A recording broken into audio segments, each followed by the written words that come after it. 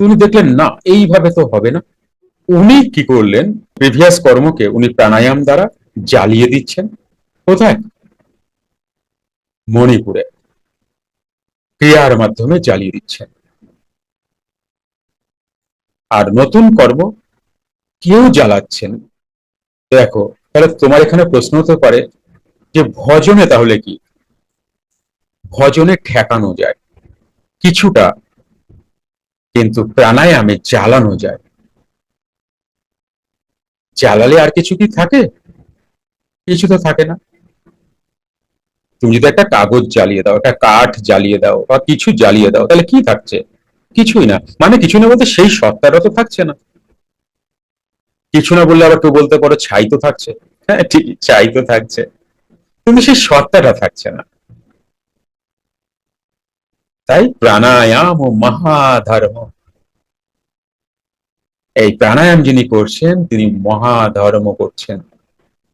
তো যোগী ওরকম নয় যে সর্বভূতে প্রাণ আছে বলে তিনি খান না, এমনটা নয়। তিনি তো নতুন কর্ম আর ক্রিয়েটই করবেন না, প্রিভিয়াস কর্মকে জ্বালিয়ে দেবেন। আর ভজন নতুন কর্মকে ক্রিয়েট করবেন না, প্রিভিয়াস কর্মকে ঠেকাবেন। সাধক তাহলে আরেকটা কিন্তু উপরে চলে গেল, আরেকটা স্টেপ উপরে চলে গেল। যোগীরাজ কি বললেন? দিনের পাপ রাতের ক্রিয়াতে খণ্ডন হয়, রাতের পাপ দিনের ক্রিয়াতে খণ্ডন হয়। পাপ যেটা আমার এখন হচ্ছে, আমার প্রেজেন্টে যেই পাপ হচ্ছে, সেটার কথা বাবা বলছেন। প্রিভিয়াস নয় কিন্তু, প্রিভিয়াস ওটা অন্য মাধ্যমে ওটাকে জ্বালাতে হয়, অন্য টেকনিকে ওটাকে জ্বালাতে হয় প্রাণায়ামের দ্বারা। সময় আসলে সব বুঝে যাবে। তখন আর সৌরভ একা হাত তুলবে না, সবাই হাত তুলবে। এ গুরুজি বলেন বলেন, প্রচুর চাপ খাচ্ছি সংসার থেকে, বলেন বলেন বলেন। বলেন কি করলে হবে, কি একে কি বলছে? মুমুক্ষু ব্যক্তি। গীতায় এই ভাষাটা আছে, এই কথাটা আছে, মুমুক্ষু ব্যক্তি। একে মুমুক্ষু ব্যক্তি বলা হয়। আমার ওই পারে যেতে হবে, আর ভালো লাগছে না।